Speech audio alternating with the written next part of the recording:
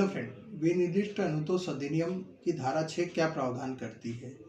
इसे हम specific real effect भी कहते हैं।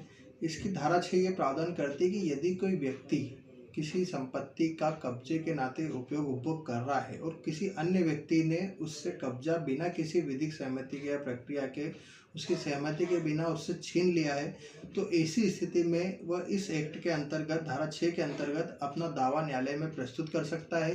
ये जो दावा प्रस्तुत होता है ये संक्षिप्त प्रक्रिया रहती है, जिनमें 3 तथ्यों को हमें सिद्ध करना पड़ता है। पहला कि हम उस संपत्ति के वास्तविक औपचारिक कब्जे में थे।